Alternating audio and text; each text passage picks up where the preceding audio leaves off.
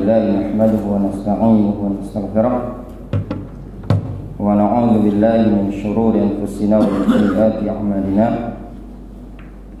من يهده الله فلا مضل له ومن يضلل فلا هادي له وأشهد أن لا إله إلا الله وحده لا شريك له وأشهد أن محمدا عبده ورسوله صلى الله عليه وعلى آله وأصحابه أجمعين أما بعد.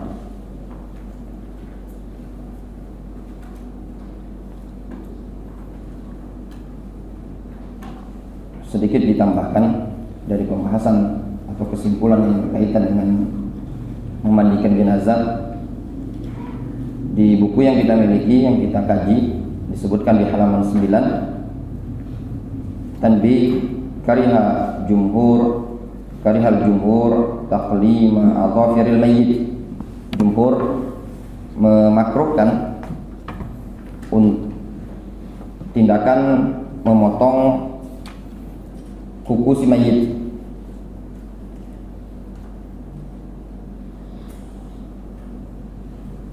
Yang menyatakan makruh untuk memotong kuku si mayit adalah Imam Malik, Abu Hanifah, Sufyan Ats-Tsauri, Al-Muzani, Ibnu Munzir, dan sekelompok para ulama dari kalangan ulama Syafi'iyah. Alasan mereka, tindakan memotong kuku si mayit adalah qat'u syai'in minal mayyit wa jazaa'ul mayyit muhtaramah. Memotong sesuatu bagian dari mayit itu tidak boleh katanya, dikarenakan bagian-bagian tubuh mayit muhtaramah. Dan juga alasan mereka, lam yunqal anin nabi sallallahu alaihi wasallam wa ashabuhu, tidak dinukilkan dari Nabi sallallahu alaihi wasallam memotong kuku. Ini tadi pendapatnya Abu Hanifah, Imam Malik, dan juga sekelompok ulama dari kalangan Syafi'iyah, dan juga Imam Al-Muzani, murid dari Imam Asy-Syafi'i. Mereka mengatakan makruh. Namun sebagian para ulama yang lain berpendapat disunnahkan untuk kuku, kumis, bulu kelek, bulu ketiak dipotong atau dicukur. Kalau memang memungkinkan untuk dipotong, misalkan kukunya panjang, bulu keleknya terlalu lebat.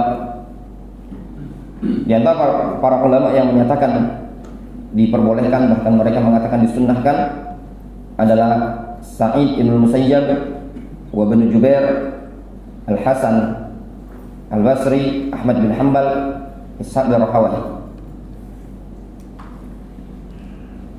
Alasannya kemarin yang kita sebutkan, yang menyatakan disunahkan dipotong dalam rangka tahsinul mayyit, memperbagus si mayyit.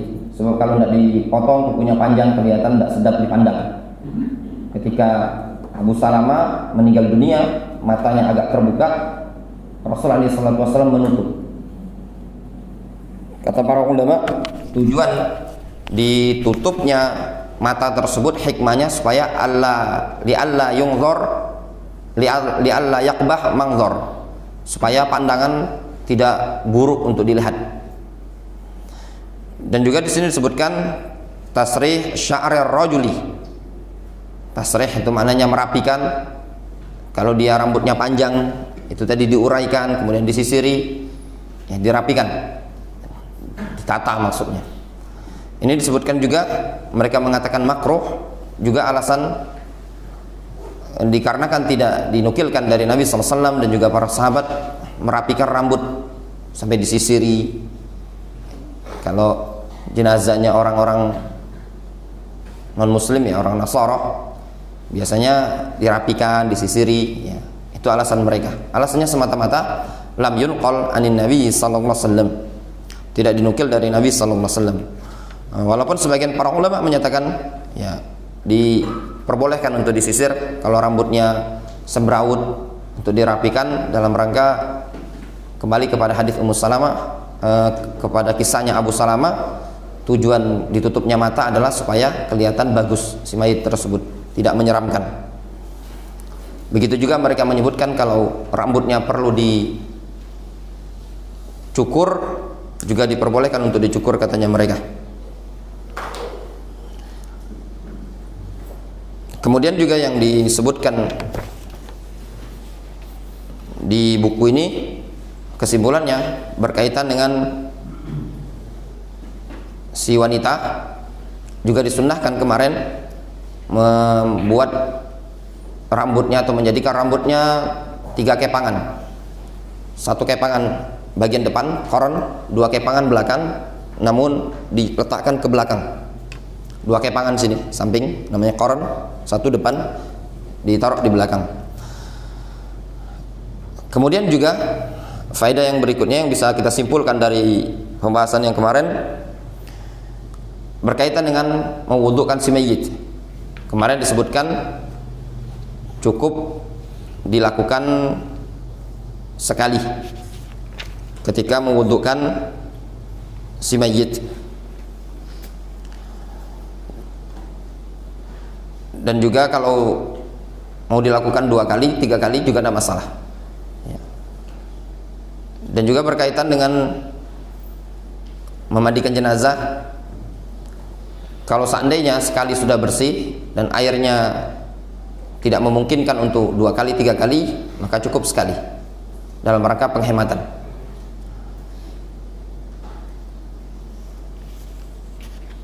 Kemudian berkaitan permasalahan tata cara memandikan, dalam masalah ini ada khilaf di kalangan para ulama terkaitan dengan tata cara memandikan.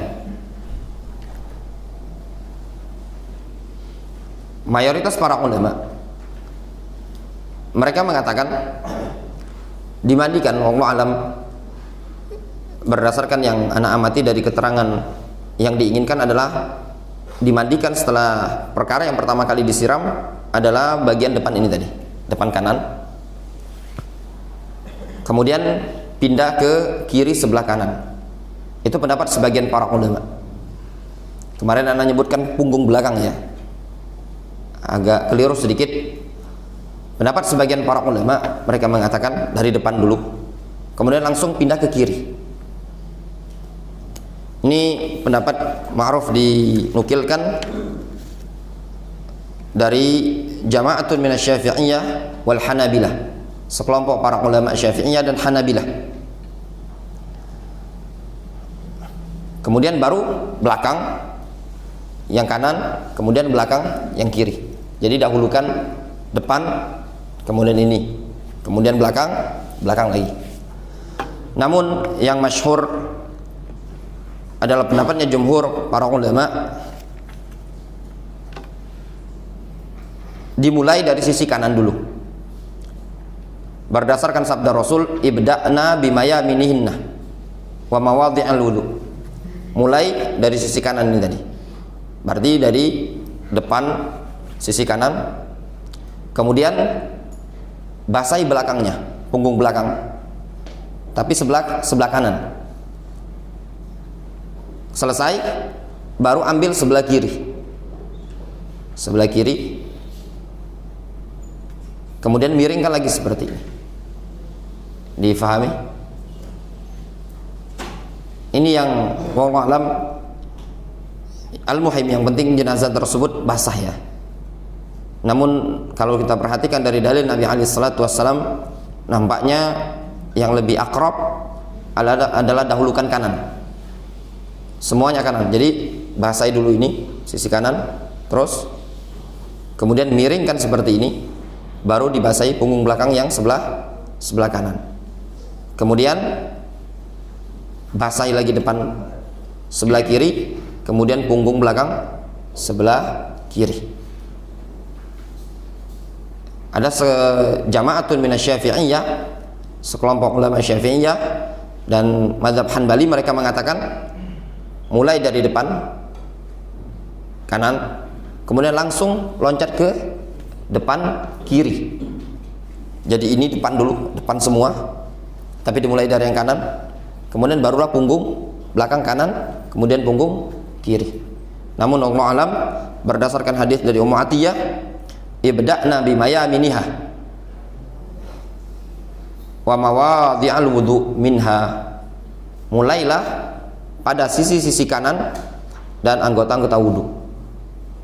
Dari lafaz ibda' bimayaminiha, mulai dari sisi kanan, yang lebih akrab difahami dari hadis tersebut berarti dahulukan kanan, karena lafaznya lebih umum, entah kanan bagian depan ataupun kanan sebelah kiri, kanan belakang punggung, kemudian barulah depan sebelah kiri, kemudian belakang sebelah kiri. Wallahu taala a'lam bissawab.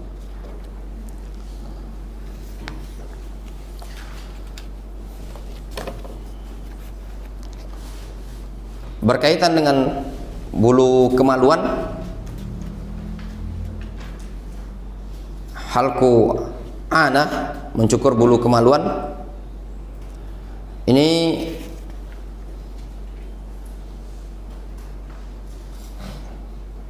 dikatakan oleh Imam Ibnu Qudamah rahimahullah taala, di situ disebutkan di buku kita, wa halqu ibtaihi wa anatihi, mencukur bulu ketiak. Tadi ada khilaf ya.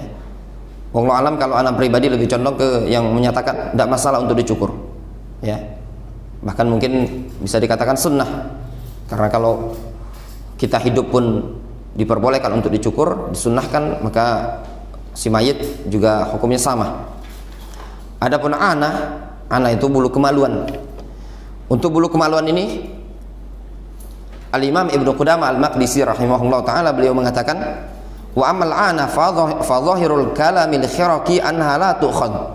Adapun bulu kemaluan, zahir dari kalam al-khiraqi, la tu'khad, dibiarkan, tidak boleh diambil.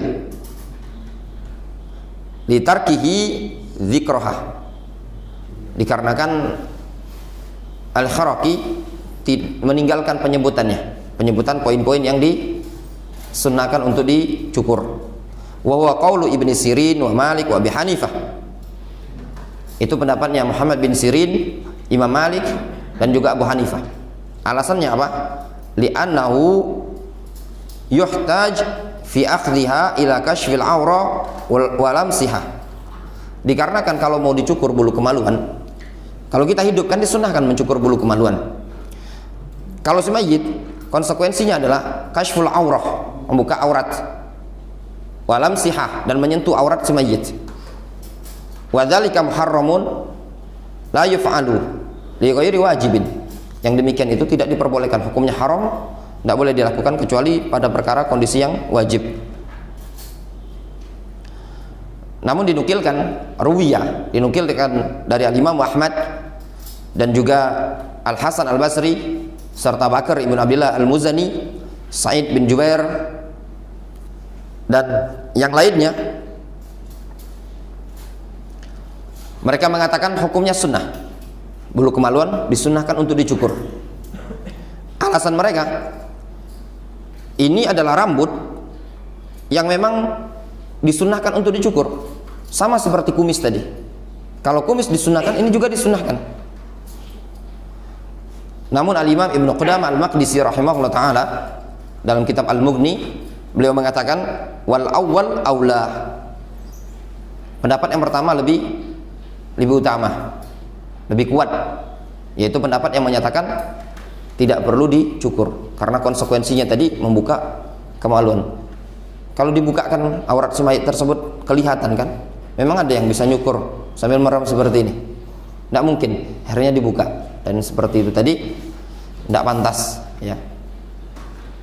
Kalaupun dia masih hidup, tidak ridho dia dicukur.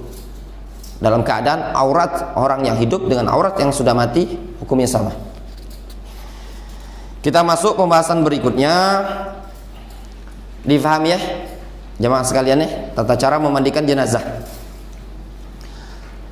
Kita masuk pada halaman yang ke-10. Saniyan, sifatul kafan wa takfin as-sahihah.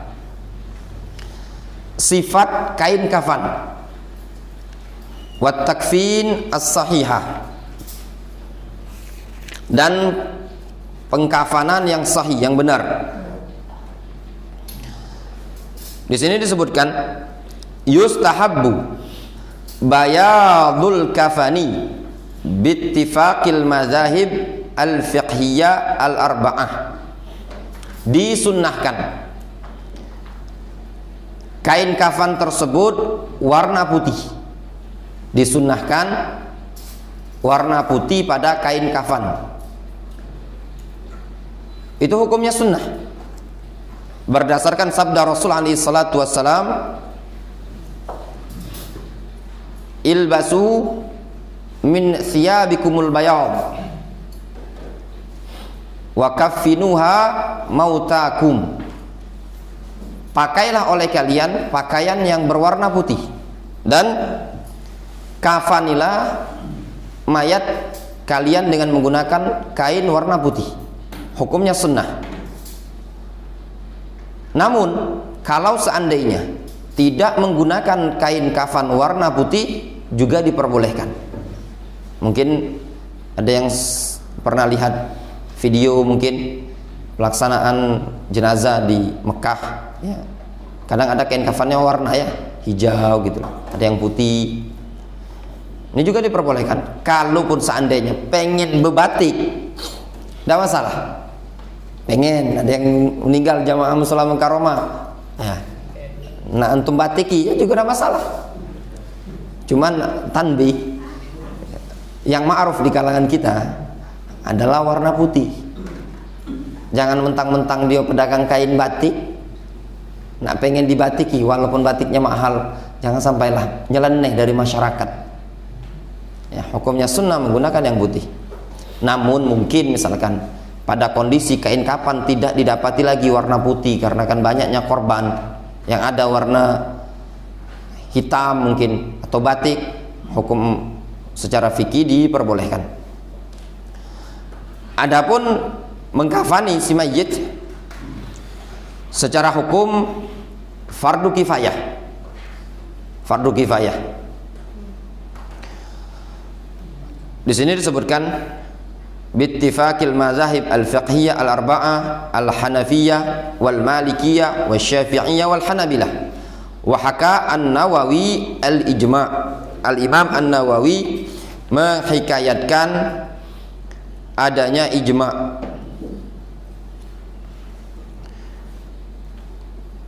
Di hadis Aisyah radhiyallahu anha anna Rasulullah sallallahu alaihi wasallam, berdasarkan hadis Aisyah bahwasannya Rasulullah sallallahu alaihi wasallam kuffina fi salasati aswabin, Rasul dikafani dengan 3 kain yamaniyah bidin, dengan 3 kain yang berasal dari negeri Yaman warna putih. Suhuliyah,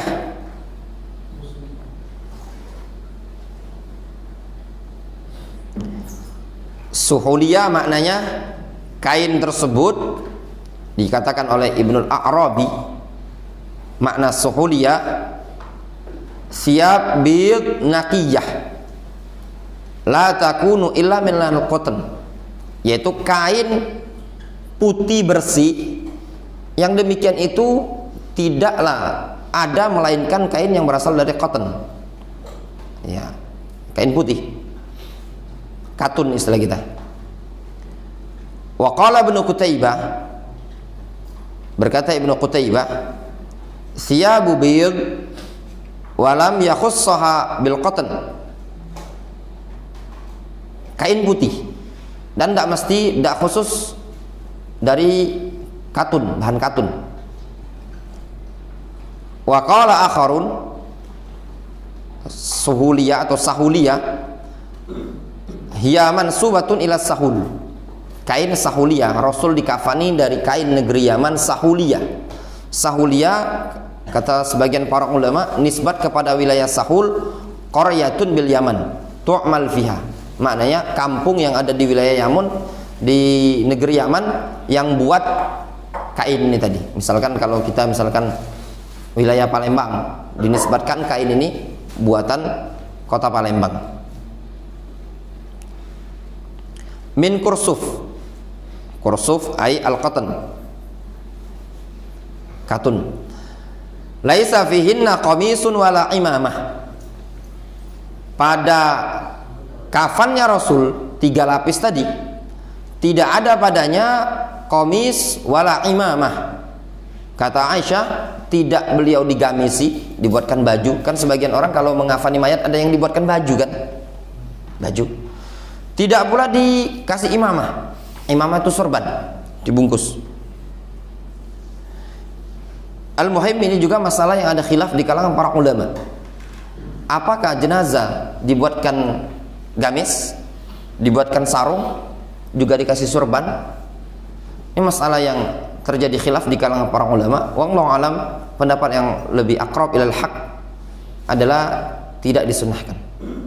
Ya, sebagaimana yang dilakukan oleh para sahabat ketika mengafani Rasul. Rasul tidak dikasih sorban, juga tidak dikasih gamis, langsung dibungkus normal sebagaimana yang dilakukan oleh masyarakat kita. Kemudian poin kedua, yustahabbu ayyakunal kafan salasata aswabin wa huwa madhhabul jumhur.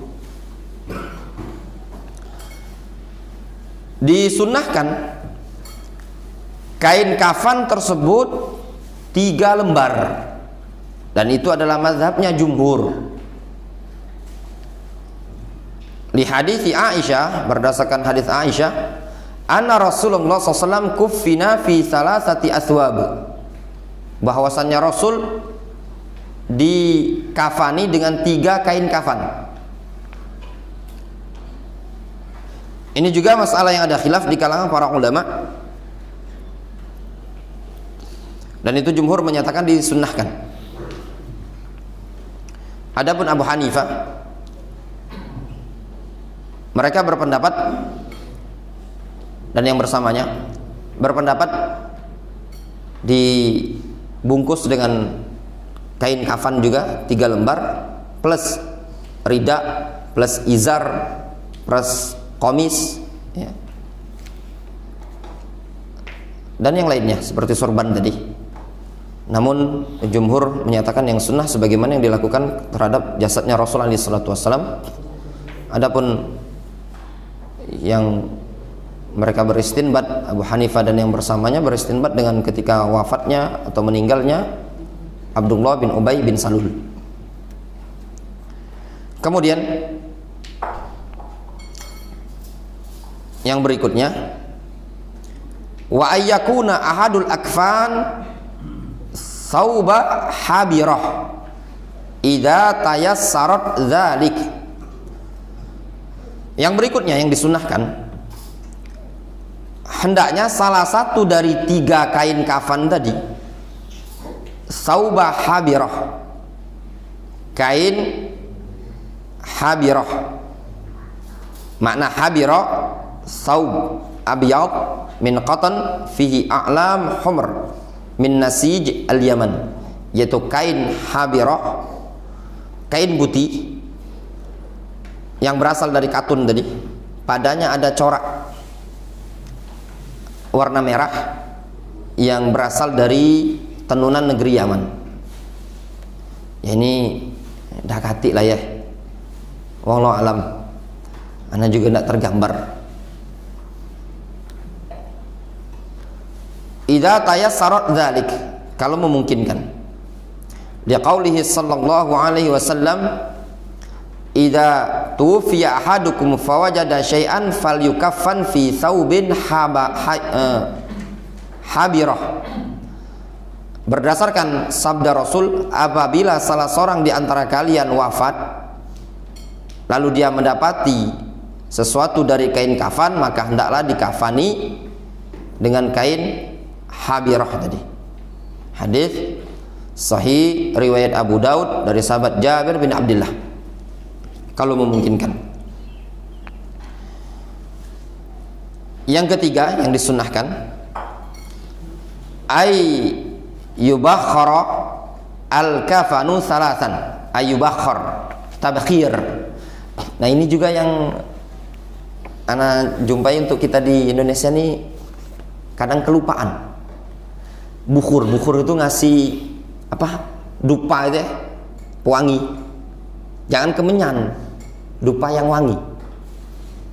Caranya kalau kita di Yaman itu ada tempat naroknya ya, mungkin sejenis dari rotan atau kayu, lupa waktu itu. Jadi kain itu ditaruh di atas itu, kemudian di bawahnya diasapi. Dan itu termasuk sunnah, mengasapi kain kafan. Cuman kita ini masalahnya kalau ada yang meninggal itu tidak kepikir, ya kan, panik. Dan lagian bahan-bahannya juga tidak lengkap gitu loh kan. Memang kalau makanya sebenarnya wallahualam mungkin dupa yang di kain kafan dibungkus itu mungkin tujuannya seperti itu, yang jual sepaketan, ya kan? Kak Bawai ada kain ada dupa kan? Karena orang kita udah ngerti, di wadahnya beras di mangkok, cucuknya di beras, ya enggak? Ada kan kalau datang kita melayat itu ada dupa dicucukkan di beras kan? Nah mungkin tujuan yang jual kain kafan sepaket ini sebenarnya untuk mempraktekkan yang seperti ini. Cuma masyarakat tidak tahu, dibakar sama dia, ditaruh depan kepala si mayat, di apa? Biasanya beras ya, itu mangkok atau beras, mangkok wadai beras tuh atau gelas, ditusukkannya mana tadi? Dupa tadi. Sebenarnya tujuannya tadi kalau dupa atau sejenisnya ada kan ada yang kayu apa namanya, gaharu yang dibakar itu. Nah itu tadi mungkin digantung di bawah gantungan baju kain kafan tadi, diasapi sambil memandikan jenazah. Memang kalau seperti ini sebenarnya memang kalau idealnya ada yang memandikan, ada yang menyiapkan kain kafan tadi. Jadi ada tim yang memandikan kain kafan tadi, juga ada yang menyiapkan, ada yang sudah melumuri dengan parfum, ada yang sudah mentabakhir ini tadi. Di qauli sallallahu alaihi wasallam, "Idza ajmartumul mayyit fa ajmiruhu thalathan." Kalau kalian mentajmir al-mayyit, maka tajmirlah 3 kali. Tajmir maknanya tabkhir tadi, mewangi kain kafan si mayyit dengan gaharu tadi. Juga termasuk perkara yang sunnah yang tidak kita amalkan khususnya kita di Indonesia ini, tajmirul masajid, dan itu juga sunnah, mendupai masjid. Ya. Kalau dupa mungkin kalau di Yaman kita pakai yang kayu itu tadi. Jadi ditaruh di beberapa pojok. Sebenarnya dupa itu bukan semata-mata digunakan untuk orang Buddha ya, itu tuh wangi sebenarnya. Cari wangi yang mungkin mawar, jangan wanginya wangi mungkin yang kurang sedap kan, mawar, dan itu termasuk perkara yang disunnahkan.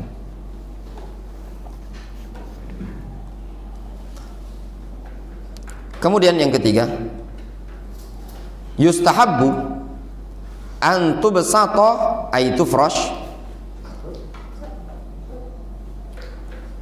ahsanul akfan wa usa'uha. Disunnahkan yang dibentangkan tadi adalah kain kafan yang paling bagus dan paling luas, lebar. Maksud paling bagus di sini adalah tebal, bersih. Bukan paling bagus di sini maksudnya mahal. Beli yang mahal-mahal tidak perlu, tapi cari yang tebal. Nah, kain kafan ini yang jadi masalah. Kain kafan yang beredar ini kecil, ya enggak? Kalau kita bentangkan, kita lipatkan sekali, tidak bisa, kurang. Apalagi badan besar. Jadi afan mungkin antum yang besar-besar badan ini lemaklah beli dewek di 16 itu. Ya enggak? Ya kan, beli meteran. Pernah ada kajian Ustaz Umar Fanani di Kenanga itu, bukan, Ustaz Abdurrahman Yusak. Jadi kawan-kawan MBI itu prakteknya tuh pakai kain melinian, bukan pakai kain yang biasa, kain kafan biasa itu kan, mereka melinian. Nah, jadi lebar. Kalau waktu itu ada yang meninggal dunia di daerah Skojo itu. Nah ngomong, ini kalau kain biasa ini saroni ya, muter-muter kan ya, ngelipatkannya kan. Akhirnya mereka keluarkan, kami ada kain kafan lebar nian, tapi memang beli. Ya tidak masalah lah sebenarnya kalau untuk beli, mungkin untuk memudahkan Jadi kalau memang nak nyetok, mendingan yang beli. Paling berapa per meter itu tadi? Yang lebar kan? Jadi lemak. Ketika bungkus kan tadi, jadi memang bisa 3 lapis. Hati ada tisu. Kalau ada tisu, tolong ambilkan tisu. 3 lembar baik. Nah, ada tisu itu.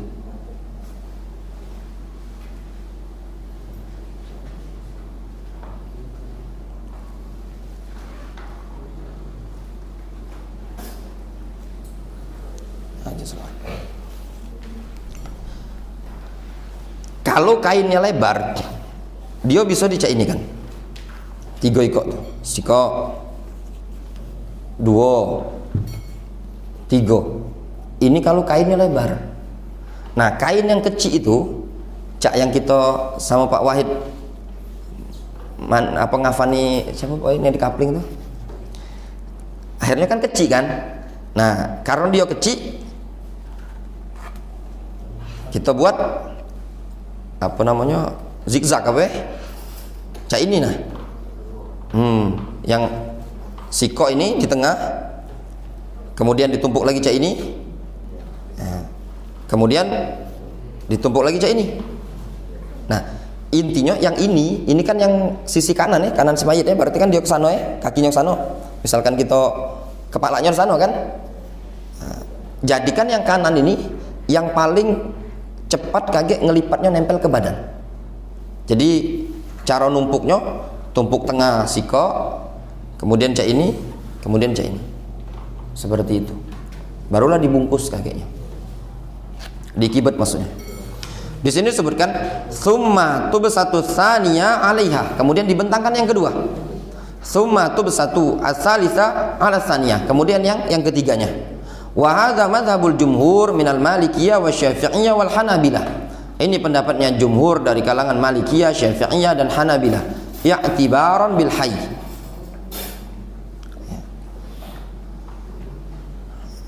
Yang menjadi patokan bil hayy, dengan orang hidup. Ya, fa innahu yuj'al ahsan thiyabihi wa usa'uha fawqa thiyab. Dikarenakan untuk orang yang hidup ini tadi dijadikan pakaian yang paling bagus, yang paling luas. Ya, kalau orang hidup juga menggunakan pakaian yang menutup aurat ya, yang bagus. Kemudian yang keempat, yuhmalul mayyit ilal akfan masturon. Si mayit tersebut dibawa menuju kain kafan dalam keadaan mastur, tertutup aurat, jangan ditelanjangi. Dari tempat pemandian tadi digotong, ya maaf misalnya telanjang bulat, tidak boleh, jangan. Ya, kasihan keluarganya malu, kitanya juga tidak mungkin jingoi aurat. Caranya ditutup. Makanya tadi kan pas memandikan jenazah itu, nah misalkan anggaplah ini tengah ini pinggang ya, pinggang. Kalau dia laki-laki kan ditutup dengan kain seperti ini. Jadi kan ketika digotong dalam keadaan ya maaf istilahnya kemaluannya tadi sama pantatnya tertutup. Jangan digotong terbuka dia tadi kan. Tidak diperbolehkan. Wa yutrok 'alal kafan mustalqiyan 'ala dhahrihi intayassarah, dan dibiarkan ya si mayit tersebut di atas kafan dalam keadaan terentang di punggung jika memungkinkan. Wa huwa madzhabus Syafi'iyah wal Hanabilah. Jadi mayit diletakkan di atas kafan tadi terguling. Kemudian yang kelima, yu'khadhu qatnun aw hirqah fayuj'al fiha al-hanutu wal kafur. Kemudian dibiarkan, sudah ini si mayit, anggaplah si mayit ya, taruh sini. Yang berikutnya, ambil kain kapas khirqa atau kain-kain ya. Kalau afdolnya kapas, jangan yang gunakan kain-kain yang percah maksudnya itu kan, tapi kain kapas. Fayuj'al fiha al-hanut. Kemudian dicampur dengan kapur. Wa yuj'al baina ilyatai al-mayyit. Ditempelkan di antara dua selah, maaf istilahnya pantat si mayit. Tergambar ya? Karena ada orang galak bungkus kain kafan itu ke bawah ya. Pantatnya disempali, maaf tuh, dengan kapas ya, di selangkangan ya. Wa yushad alaih. Ya. Dikuatkan, bila perlu diikat gitu loh supaya enggak lepas. Hatta la yakhruj minal mayyit syai'un, supaya enggak keluar di bawah ini tadi. Itu fungsinya. Nah, masalah yang seperti ini diperbolehkan di bawah pantat tadi. Alasan mereka, bahkan mereka mengatakan disunnahkan, sebagian para ulama mereka mengatakan alasannya untuk menjaga keamanan. Kan kita tidak tahu setelah di kapan ini tadi, tahu-tahu keluar, kan jingoknya tidak lemak kan.